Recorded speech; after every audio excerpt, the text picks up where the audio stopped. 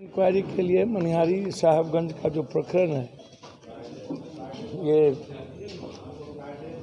मेरी बातचीत भी हो गई है। उन्होंने कहा कि मैं गंभीरता से इस चीज़ों को देखता हूँ और देख रहा हूँ।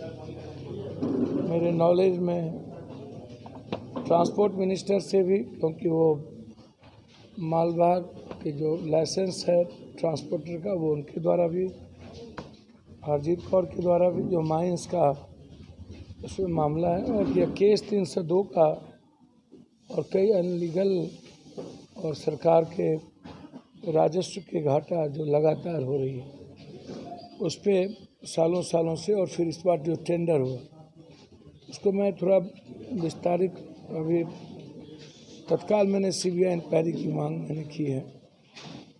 ये आप लोगों को अभी मिल जाएगा, आप लोग सभी प्रेस के साथियों को। दूसरी चीज़, किसानों का गुस्सा है, युवाओं का गुस्सा है, बेटियों के शोषण का गुस्सा है, महंगाई का गुस्सा है, लगातार अपराधी माफियाओं के द्वारा मनोबल बढ़ रहे हैं, उसके गुस्से हैं। और वो गुस्सा कल दिखा। मैं धन्यवाद देना चाहूँगा नीतीश कुमार जी को, कि उन्होंने संयम से काम लिया और बच्चों पर कोई कार्रवाई कम से कम नहीं करने का आदेश दी। ये सुरक्षा में चूक कैसे हुआ, नीतीश जी को समीक्षा करने और भारत सरकार समीक्षा करे। वो बच्चे वहाँ तक पहुँचे, बच्चे परेशान थे। एक बच्चा रोहित था जो विपिन अग्रवाल का 14 साल का आत्महत्या कर लिया, इतना परेशान था।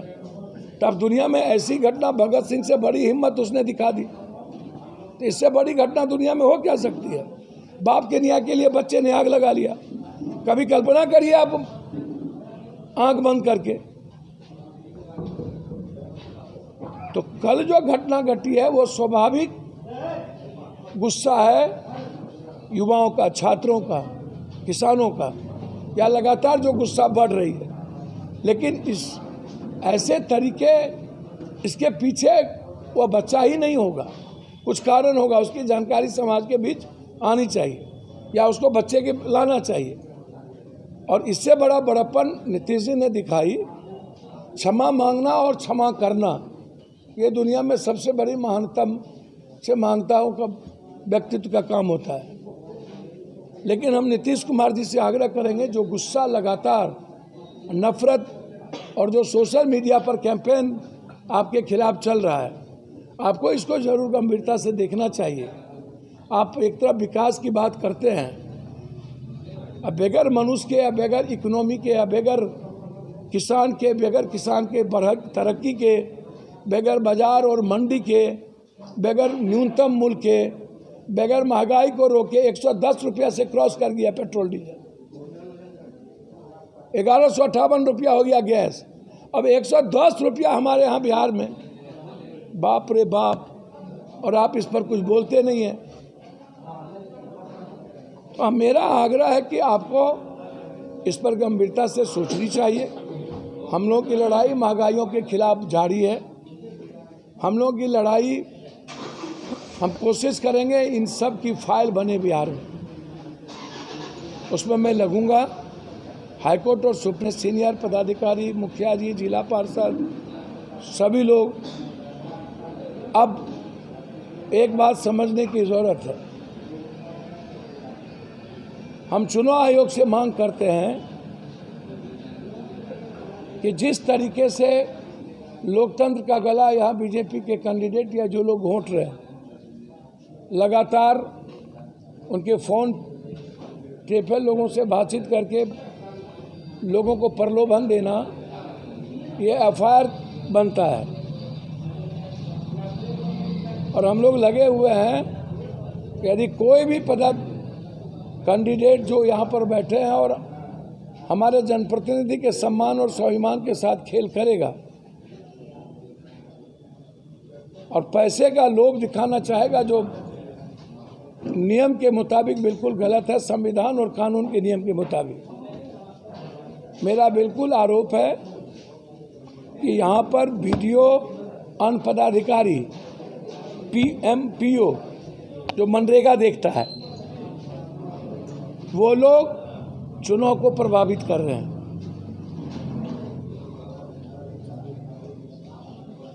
प्राणपुर का PO कंप्लीट रूप से बदमाशी कर रहा है, मेरे पास उसके साक्ष्य है। लगातार वो सत्ता पक्ष को वोट देने के लिए और अन्य जगहों के भी इस तरह की बातचीत कर रही है। तो मैं आग्रह करूंगा कि यहाँ के DM और चुनाव आयोग से इस तरह के मामले को आप देखिए। चुनाव कैंडिडेट नहीं लड़ रहा है, चुनाव डायरेक्ट सत्ता पक्ष लड़ रही है। तो ये चलने वाला नहीं है कि यदि आप लोकतंत्र का चीरहरण करेंगे तो महाभारत कटियार की धरती से शुरू होगी। पूरा का पूरा जनप्रतिनिधि कई सालों से नफरत फैलाने वाले और 100-200 हज़ार रुपया पर औकात दिखाने वाले जनप्रतिनिधि को इस बार पता चल गया है कि उसकी कितनी औकात है, चुनाव क्या होता है। अब वो कंप्लीट प्रभावित कर रहा है ब्लॉक स्तर पर, निचले स्तर पर। मुखिया जी को धमकाना, समिति को, वार्ड सदस्य को कहना। इसलिए हम लोग सभी लोग यहाँ जितने लोग मौजूद हैं, पूरी निगाहें इन लोगों पर है और छोड़ेंगे नहीं, बख्शेंगे नहीं। वैसे वो पेशेंस लूज करने वाले लोग हैं नहीं, अस्थिर और गंभीर लोग हैं। लेकिन अब बीजेपी उसको भी वायरल करती है। कोई यदि शिष्टाचार में झुक भी गया तो कहती है कि झुक गया, झुक गया, झुक गया, झुक गया, झुक गया। तो बिहार का संस्कार है झुक करके, पैर छू करके। अब वो संस्कार नए यंग जनरेशन में ख़त्म हो गई है। तो बीजेपी सहमत का खेल खेल रही है। कल ही जो घटना घटी, या चिट्ठी जो बीजेपी ने लिखा मुकेश सहनी को निकाल देने के लिए, तो खंजर में, आप पीठ में, अब मुकेश जी को ये सोचना पड़ेगा कि अब मुकेश जी आप अभी आपको ये निकलवाया है, अब आपको इंक्वायरी करवाएगा। ये बोलना शुरू कर दिया कि जितना मंत्रिमंडल में उसकी फाइल खोलेंगे, ED से जांच कराएंगे। तो बीजेपी का तो काम है CBI से लेकर के जिसकी लाठी उसकी भैंस, चित भी मेरी, पट भी मेरी। और नीतीश कुमार जी गठबंधन धर्म का पालन कर लिए, लेकिन मांझी साहब तो आप तो बहुत गलबैया कर रहे थे, आप और मुकेश जी। तो ऐसे समय में मुकेश जी के साथ आप अकेला हो गए। कल के दिन आपको कहाँ बकसने वाली है बीजेपी? आपको भी तोड़ेगा और जदयू को भी तोड़ेगा। एजेंडा है अकेला बीजेपी की सरकार बनाने का। यही है, वो भी बिहार का ही है। आप निष्पक्ष चुनाव होने दें। और प्राणपुर के PO को आपके माध्यम से अन्यों को मैं कह रहा हूं, हमको छेड़िए नहीं, छेड़िएगा तो छोड़ेंगे भी नहीं। कोई आका हो, आप किसी भी जनप्रतिनिधि को धमकाए तो आप अलाउद्दीन के चिराग नहीं हैं, आप भी इंसानी हैं। सम्मान के साथ कोई समझौता नहीं किया जा सकता। वह जितना बड़ा आदमी हो, जितना ताकतवर आदमी हो, मिटा देंगे। यह चुनाव निष्पक्ष हम चाहते हैं। और कांग्रेस की उम्मीदवार की जीत ये आप समझ लीजिए कि सुनिश्चित हो चुकी है। मैनिपुलेशन करने की बात है, औकात का पता चल जाएगा इस बार। समेली या कुर्सेला जो बाप बाप करते हैं, कोरा बरारी फलका,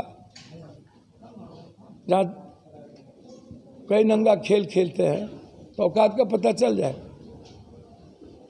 पूरा कुर्सेला, समेली, सभी लोगों ने मन बना लिया है कि ये ठगने वाला एक बार भी विधान परिषद में आज तक क्वेश्चन नहीं किया, एक बार भी विधान परिषद में बैठता नहीं है। ऐसे लोगों को चुन के जाने की जरूरत थी क्या? ऐसे लोग का अधिकार है एक बार विधान परिषद में सिर्फ अपने काले धन को बचाने के लिए ये चुनाव लड़ता है। काला धन, होगी लड़ाई। धन्यवाद।